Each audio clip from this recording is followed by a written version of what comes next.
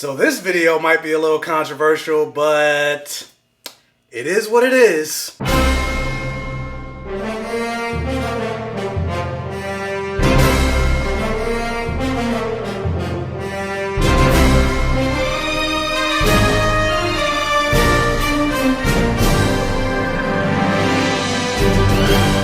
And welcome to my Safe Gayven. Thank you so much for joining me for another video on the Black Gay Comic Geek channel. And so yeah, I'm not gonna bury the lead on this video. So there were a couple outlets that posted the interview that Gal Gadot did where she was basically confirming and speaking out more against the abuse that she experienced with Joss Whedon and how he threatened her and how she was basically saying how he said if she ever spoke out against it, her career would be miserable. And she said a bunch of other things. You can Google it. There are articles about it on countless websites. And while I'm glad that she's speaking out, while I'm glad that she's getting her truth out there, and while I'm glad that more and more people are speaking out against Joss Whedon, and the more and more you learn about Joss Whedon, he's just continuing to prove to be a trash person, and you're just wondering, how the fuck did he work so long in Hollywood? Well, we already know the reason, because he's a white man, a straight white man at that. And it sucks, because I mentioned plenty of times on this channel how big a fan of Buffy the Vampire Slayer and Angel that I've been throughout my entire life, and how it had a huge impact on me as a child growing up. Like, probably Black Gay Comic Geek wouldn't really exist in the form that I know it today, or at all, had it not been for Buffy the Vampire Slayer and Joss Whedon.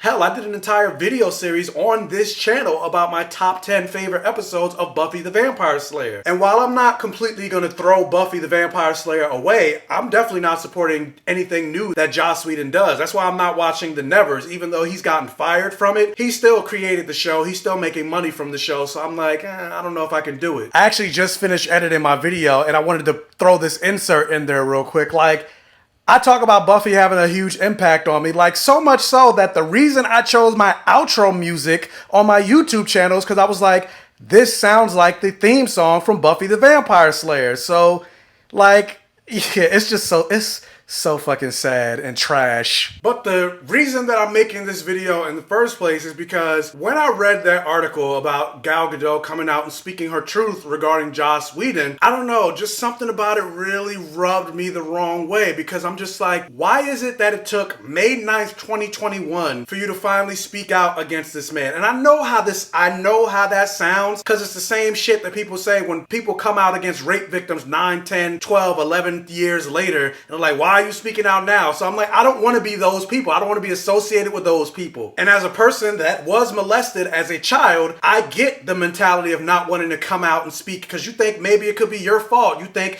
you'll get in trouble. Like, I had that mentality. That's why I didn't say anything in the first place. I thought if I said something, I would get in trouble. Now, granted, that was the mentality of a child, and I don't have that mentality now, but I still understand that mentality. And don't worry, I'm not saying that for, you guys to give me apologies or I'm so sorry that happened to you in the comments. Like, whatever, it's over. The person's dead, so I'm moved on. But I say all that to say, like, I get the mentality, and I get, like, me saying, why is she coming out now? I hear how that sounds, but I still feel the way I feel because for the last year and a half, Ray Fisher has been speaking out against Walter Hamada, Jeff Johns, John Berg, and Joss Whedon, and a lot of the whole DC Warner Brothers system by himself, and nobody said shit. The only person that's really come to his defense, and not even really, he just kind of spoke out, was Jason Momoa. But outside of Jason Momoa, the entire Justice League cast was silent. And with this article that came out yesterday with Gal Gadot speaking more about it, it seems like they didn't have to be, because I was thinking maybe the rest of the Justice League didn't go through this stuff. Because think about the reaction that a lot of the internet had when Ray Fisher was speaking out against this. And honestly, to be perfectly transparent, I didn't believe him either when he first came out, because I was like, why is he the only one? Because there were also rumors that he was being problematic on set because he didn't want to say booyah for the character of Cyborg. And maybe that is true, who knows? But I was just like, oh, he's just mad that his scenes got cut. Like, come on, grow up, bro. That was my reaction. And I think about that and I'm like, I hate that I felt that way, because again, this was before all this information came out about Joss Whedon, and me being a Joss Whedon fan and nobody else really speaking out against him, I didn't believe him. And out of the entire Justice League cast, Ray Fisher is the actor that had the least amount of power, because this was his first major movie. He was mostly known as a Broadway actor before this. And this movie and this franchise and being Cyborg was supposed to be his big break. And apparently Gal Gadot had so much power that she said, even in this article, that she was able to go to the higher ups after Joss Whedon did what he did and said what he said, and they took care of it for her because she was fresh off of Wonder Woman that made a shit ton of money for Warner Brothers and WB and is slated for sequels and everything like that. So she was able to get her needs taken care of. But again, for the last year and a half, when her co-worker and castmate was speaking out, she said nothing. And I want to give her the benefit of the doubt. Maybe she signed an NDA, maybe she couldn't say anything, maybe there was some trauma that she wasn't ready to deal with, and I'm pretty sure there was some trauma that she didn't want to deal with. But honestly, like, the whole dynamic just strikes me as a typical white woman or white presenting woman waiting until the last possible second to go, oh yeah, I completely stand with Ray Fisher after basically Joss Whedon was already canceled and her second Wonder Woman movies come out. Like, I don't know, maybe I'm wrong for feeling that way, but this is exactly how I feel. Which brings up really an even bigger conversation just about white allyship and why racism really still exists today, because white people don't want to hold other white people accountable. Hashtag hold white people accountable. And part of holding white people accountable is having those hard conversations, putting yourself in an uncomfortable position. Because sometimes you have to pull a Michael Jackson, take a look at yourself and then make a change and ask yourself, like, where have I perhaps had a little microaggressions or a little bit of racism in me? Because racism is on a spectrum. There's levels to racism. You could be a Klan member or a person that wants to, like, touch a black girl's hair. You might not be up here, but it's still a problem. What you know, or saying you're cute for a dark-skinned girl or something like that. That's still racist. That's still something you need to check. Maybe you don't hate black people, but you still got certain biases against us. And I just feel like all of this dynamic